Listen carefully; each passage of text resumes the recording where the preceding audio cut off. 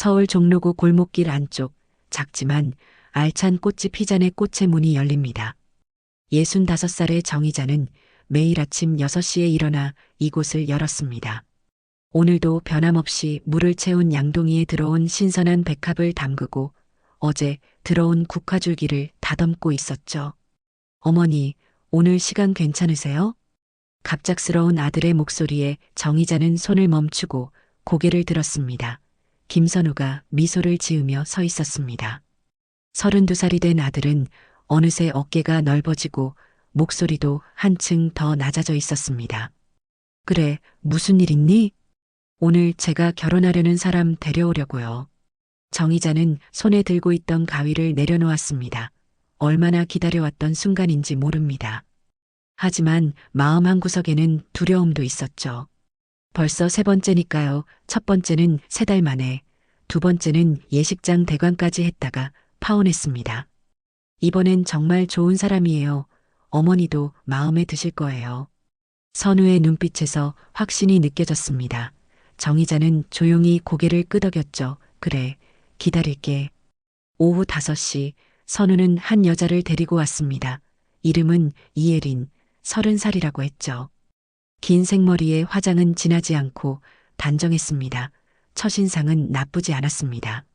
어머님, 처음 뵙겠습니다. 항상 선우 오빠한테 어머님 얘기 많이 들었어요. 정말 반갑습니다. 예리는 공손하게 인사하며 손에 들고 온 과일 바구니를 내밀었습니다. 정성스럽게 포장된 바구니에는 제철 과일들이 가득했죠. SNS에서 플로리스트 셀럽으로 활동하고 있어요. 제 인스타그램 팔로워가 10만 명이 넘거든요. 어머님처럼 꽃을 사랑하는 사람이에요. 정의자는 예린이 보여주는 휴대폰 화면을 물끄러미 바라보았습니다.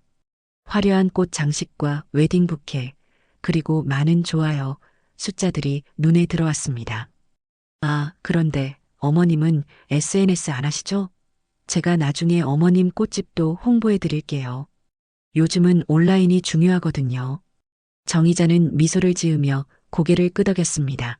예리는 자신감 넘치지만 예의는 바른 것 같았습니다. 쿠키와 차를 내오며 정의자는 속으로 생각했죠. 그래, 이번엔 정말 괜찮은 아이 같구나. 다음 날 선우가 전화로 전해준 소식은 청첩장이었습니다. 예린과의 결혼을 서두르고 싶다는 것이었죠.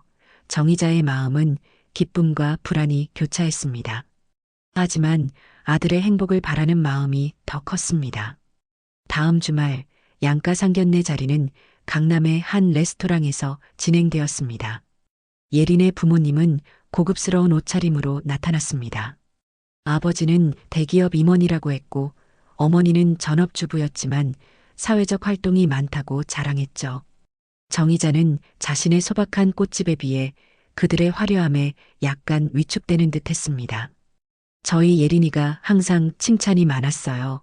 좋은 집안에서 온 선우 씨를 만나게 되어 기쁩니다.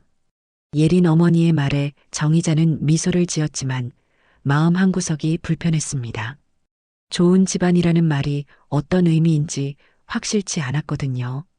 정의자 남편은 10년 전 세상을 떠났고 꽃집 하나로 아들을 키워냈습니다. 요즘 젊은이들 결혼에 돈 많이 들어가는 건 아시죠? 예린 아버지가 말을 꺼냈습니다.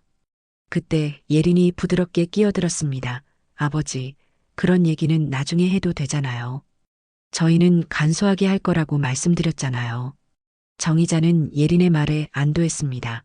사실 선우의 신혼집 계약금으로 전 재산의 절반 가까이를 썼기 때문에 더 이상의 경제적 여유는 없었거든요. 어머님, 정말 부담 갖지 마세요. 저희끼리 소박하게 준비할 거예요. 오히려 어머님께서 평생 모아오신 돈을 편안한 노후를 위해 쓰셨으면 좋겠어요. 예린의 말에 정의자의 마음은 한결 가벼워졌습니다. 역시 겉모습만 화려한 것이 아니라 속도 깊이 있는 아이구나 싶었죠. 상견례는 순조롭게 마무리되었고 결혼식 날짜는 3달 후로 정해졌습니다. 엄마, 정말 괜찮으시죠? 혹시 부담되시면 집으로 돌아오는 차 안에서 선우가 물었습니다. 아니, 괜찮아. 너희들이 행복하면 되는 거지. 예린이도 참 착해 보이더구나.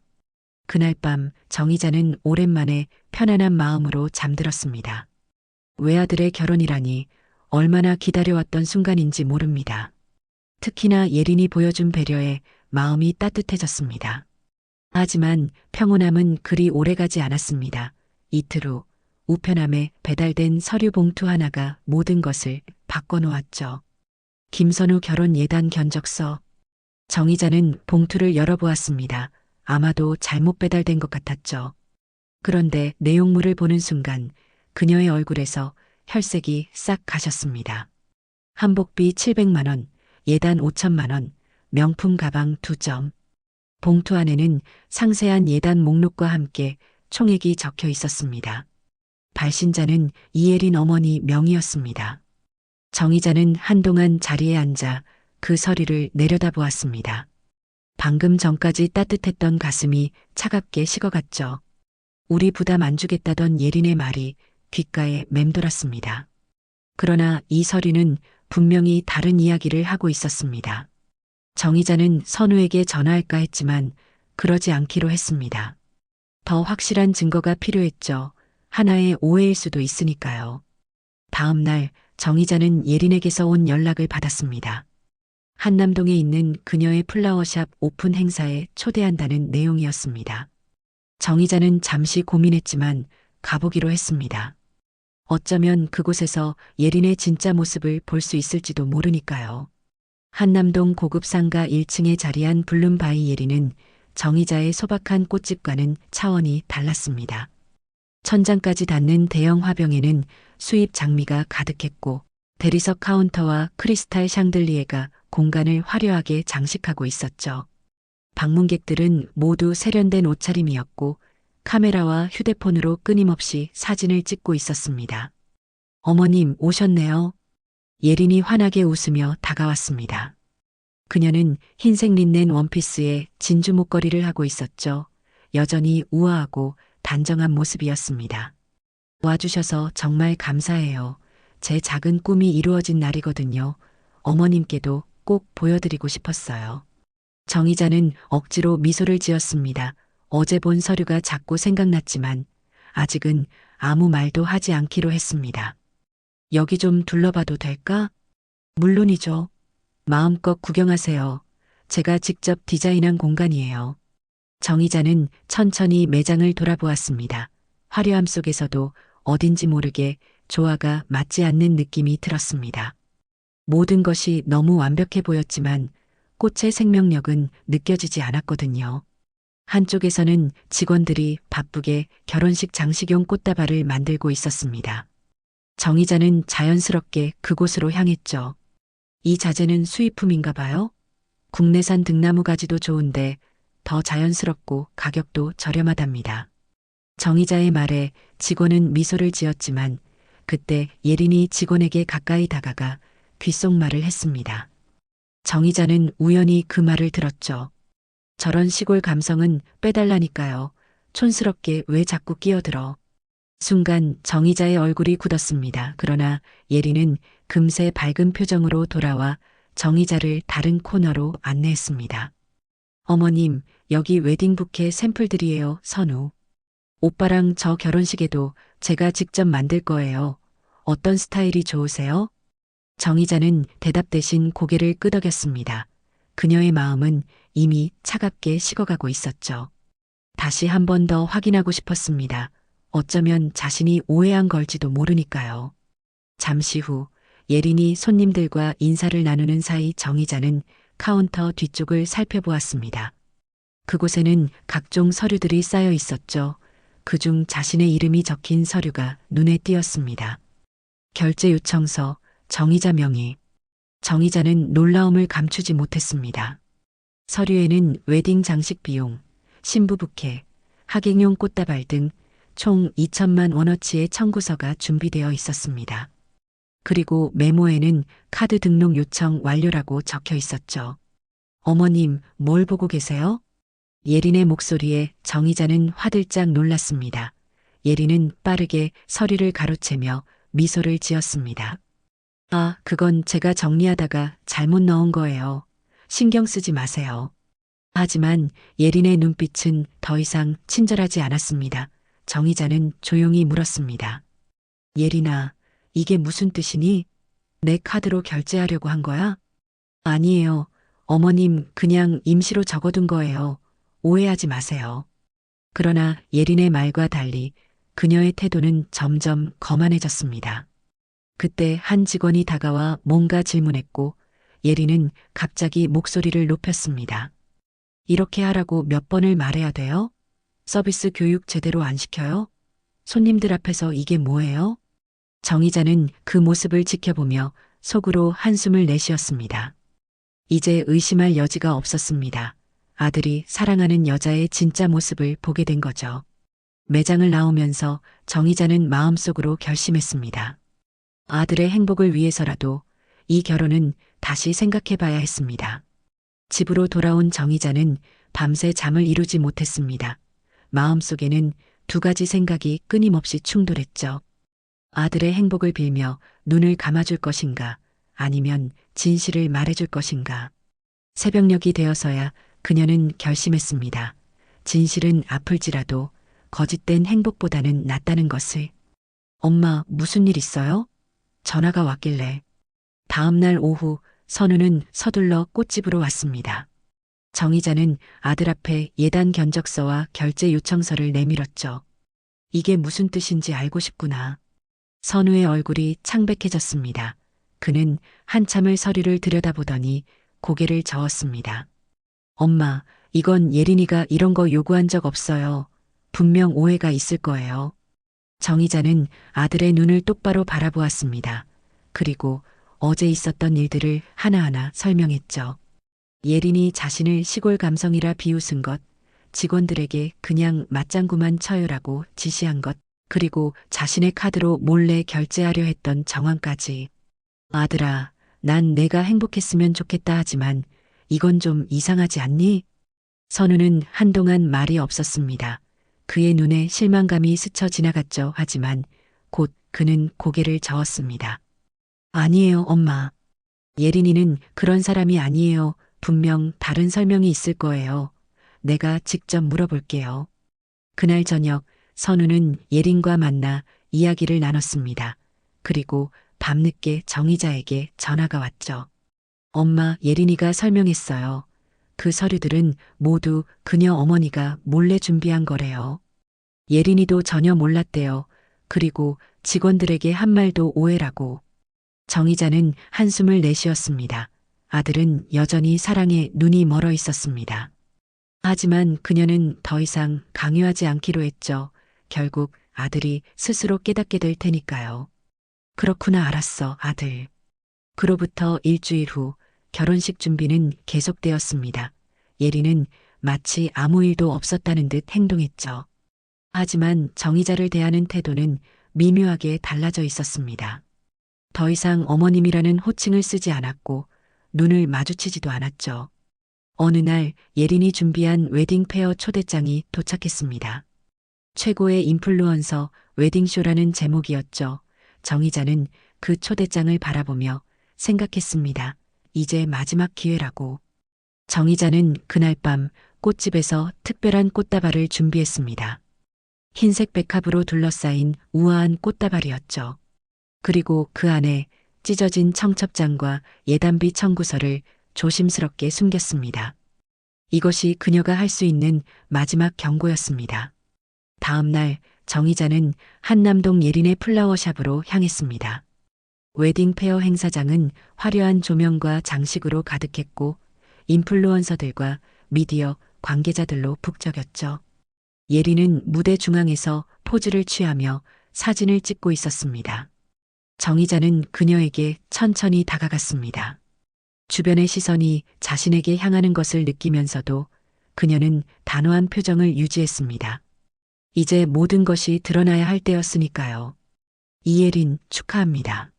정의자의 차분한 목소리에 예린은 화려한 미소를 지으며 고개를 돌렸습니다. 하지만 정의자를 보는 순간 그 미소가 살짝 굳어졌죠. 아, 어머니 어서 오세요. 바쁘실 텐데 이렇게 와주시다니. 예린의 목소리에는 긴장감이 묻어났습니다. 주변의 인플루언서들이 호기심 어린 눈으로 정의자를 바라보았습니다. 분명 예린이 항상 자랑하던 예비 시어머니였으니까요. 작은 선물을 준비했어요. 받아주세요. 정의자는 정성스럽게 준비한 백합 꽃다발을 내밀었습니다. 카메라 플래시가 여기저기서 터졌습니다. 인스타그램에 올릴 좋은 장면이라고 생각했나 봅니다. 예린은 미소를 지으며 꽃다발을 받았습니다. 그러나 다발 속에서 삐죽 나온 종이 조각을 발견하자 그녀의 표정이 굳어졌습니다. 찢어진 청첩장과 예단비 청구서였죠. 이게 뭐죠? 예린의 목소리가 떨렸습니다. 그녀는 빠르게 주변을 살폈지만 이미 여러 사람의 시선이 그들에게 고정되어 있었습니다. 그동안 많이 참았다만 이제는 말해야 할 것 같아. 정의자의 목소리는 조용했지만 단호했습니다. 그녀의 눈에는 더 이상 망설임이 없었죠. 우리 선우가 널 정말 사랑하는 것 같더구나 하지만 사랑만으로는 행복한 결혼 생활을 유지할 수 없단다. 서로에 대한 존중과 진실이 필요하지. 예린은 당황한 기색이 역력했지만 곧 자세를 바로잡고 미소를 지었습니다. 주변의 시선을 의식한 듯했죠. 어머니, 이런 말씀은 나중에 따로 하시죠. 지금은 제 중요한 행사 중이잖아요. 그녀의 목소리는 친절했지만 눈빛은 차가웠습니다. 정의자는 고개를 저었습니다. 아니, 지금 해야 할 것 같구나. 내 아들이 행복하길 바라는 어머니로서. 그 순간 뒤에서 익숙한 목소리가 들렸습니다. 선우였습니다. 그는 정의자의 연락을 받고 급히 달려온 듯했죠. 엄마, 그만하세요. 왜 이러세요?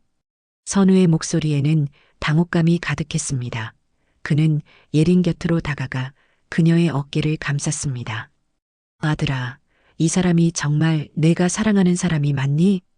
꽃다발 속 찢어진 청첩장처럼 이 사람의 진심도 이미 너를 향해 찢어져 있는 것 같구나. 정의자의 말에 선우는 잠시 혼란스러워 보였습니다. 그때 예린이 갑자기 꽃다발을 바닥에 던졌습니다. 도대체 왜 이러세요? 그깟 돈 때문에 이러세요? 그녀의 목소리가 높아졌습니다. 주변이 갑자기 조용해졌고 모든 시선이 그들에게 쏠렸죠.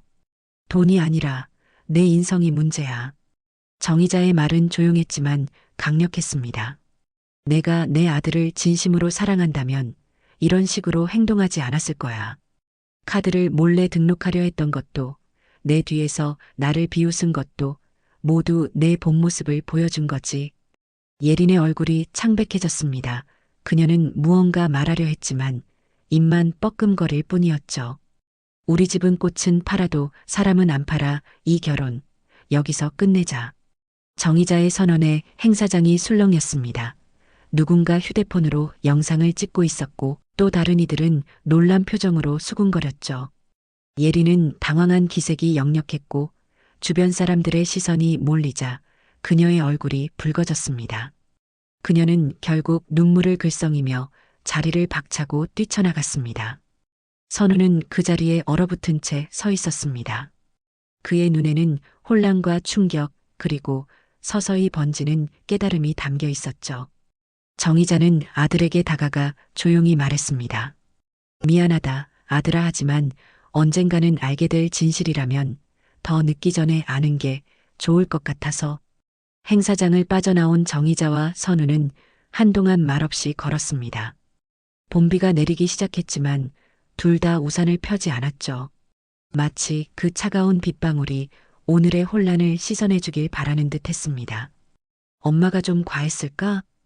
정의자가 조심스럽게 물었습니다. 선우는 고개를 저었습니다. 아니요, 그냥 시간이 필요해요. 그들은 근처 한강공원 벤치에 앉았습니다. 빗줄기가 점점 굵어졌지만 두 사람은 그대로 앉아 있었습니다. 각자의 생각에 잠겨 있었죠.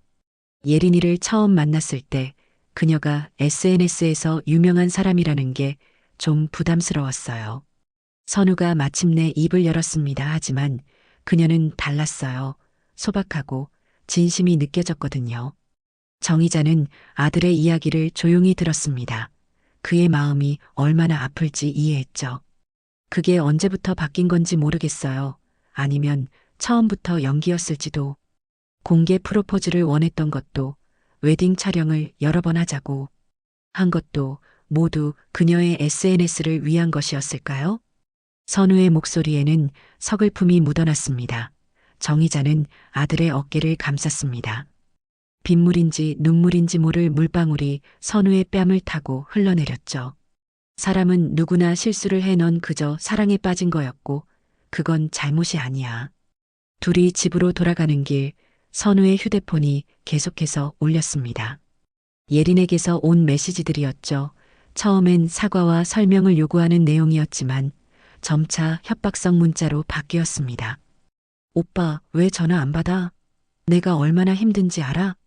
이렇게 끝내면 안 돼. 우리 얘기 좀 해야 해. 내 이미지가 얼마나 망가졌는지 알아? 책임져야 할 거야. 예단비 안 주면 고소할 거야. 약속했잖아. 선우는 메시지를 읽다가 결국 휴대폰을 끄고 주머니에 넣었습니다. 그의 표정에서 결심이 엿보였죠. 집에 도착하자 정의자는 따뜻한 차를 끓였습니다. 오랜만에 아들과 마주 앉아 이야기를 나누는 시간이었죠. 엄마, 제가 왜 이렇게 사람을 보는 눈이 없죠? 선우가 물었습니다. 정의자는 미소를 지었습니다. 그건 내가 순수해서 그래. 남의 나쁜 면보다 좋은 면을 먼저 보니까. 하지만 이제 세 번째잖아요. 첫 번째는 제 돈만 노리던 여자. 두 번째는 외도. 이제 예린까지. 제가 뭔가 잘못하고 있는 걸까요? 정의자는 고개를 저었습니다. 아니, 그건 아니야. 다만 내가 사랑할 때 너무 빨리 모든 걸 내어주는 것 같구나. 상대방을 제대로 알기도 전에. 선우는 창밖을 바라보며 생각에 잠겼습니다. 빗줄기가 창문을 타고 흘러내리는 모습이 그의 마음처럼 복잡해 보였습니다. 알아요. 이제 좀 배운 것 같아요. 선우가 마침내 말했습니다. 사랑은 겉모습이 아니라 그 사람의 본질을 보는 거죠? 정의자는 고개를 끄덕였습니다. 그래, 꽃도 마찬가지란다. 화려한 꽃잎보다 그 뿌리가 얼마나 건강한지가 중요하지. 그날 밤 선우는 오랜만에 어머니의 꽃집 2층 자신의 옛방에서 잠을 청했습니다. 마치 자신의 뿌리로 돌아온 듯한 느낌이었죠. 다음 날 아침 예린에게서 온 마지막 메시지가 있었습니다. 내 변호사가 연락할 거야. 약속했던 예단비 다 내놔. 안 그러면 내 엄마 꽃집도 가만두지 않을 거야. 선우는 그 메시지를 읽고 조용히 웃었습니다. 이제 그는 더 이상 두렵지 않았습니다.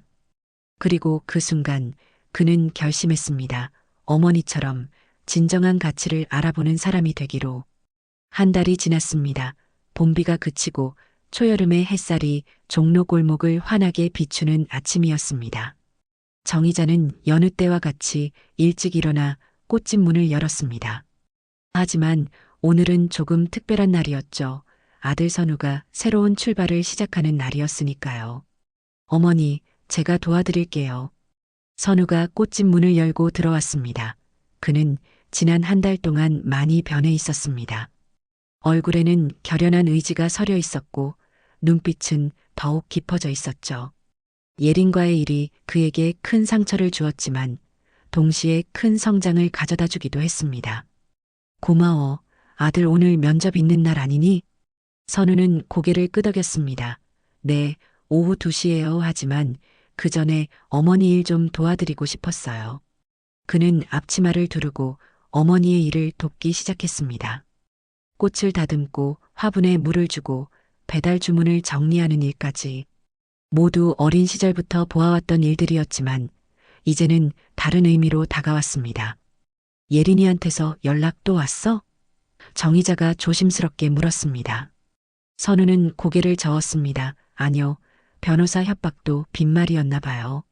한 번 메시지가 왔었는데 제가 증거를 모두 갖고 있다고 하니 더 이상 연락이 없네요. 실제로 선우는 예린이 보낸 협박 메시지들과 몰래 결제하려 했던 서류들을 모두 보관해 두었습니다. 만약 예린이 정말 법적 조치를 취한다 해도 충분히 대응할 수 있었죠. 그 친구, 요즘은 어떻게 지내는지 모르겠다. 정의자가 말했습니다. SNS는 잠정 중단했대요. 개인적인 이유로 잠시 휴식이라고 공지하고 선우가 담담하게 대답했습니다. 사실 그날 행사장에서 있었던 일이 일부 퍼졌다고 해요. 인플루언서들 사이에서요. 정의자는 한숨을 내쉬었습니다. 남을 해치려는 의도는 없었지만 진실이 드러나는 과정에서 상처받은 이들이 있다는 사실이 마음에 걸렸습니다. 걱정 마세요, 어머니. 예린이도 언젠가는 깨닫게 될 거예요. 화려한 겉모습보다 진실된 모습이 얼마나 중요한지. 선우의 말에 정의자는 따뜻한 미소를 지었습니다. 아들이 이렇게 성장해 있다니 얼마나 자랑스러운지 모릅니다. 오후가 되어 선우는 면접을 보러 나갔습니다. 그가 지원한 곳은 원예치료센터였습니다. 대기업 마케팅팀에서 일하던 그가 완전히 다른 길을 선택한 것이죠. 사람들의 마음을 치유하는 일, 그것이 그가 새롭게 찾은 꿈이었습니다. 어머니, 합격했어요. 저녁이 되어 선우가 기쁜 소식을 들고 돌아왔습니다. 급여는 이전보다 훨씬 적었지만 그의 표정은 그 어느 때보다 밝았습니다. 다음 주부터 교육을 받고 3달 후부터 본격적으로 일할 수 있대요. 어린이 병원에서 원예치료 프로그램을 진행하는 일이에요. 정의자는 아들을 꼭 안아주었습니다. 그의 선택이 얼마나 자랑스러운지 모릅니다. 내가 행복하다면 나도 행복하단다. 그날 밤 두 사람은 오랜만에 소박한 저녁 식사를 함께 했습니다.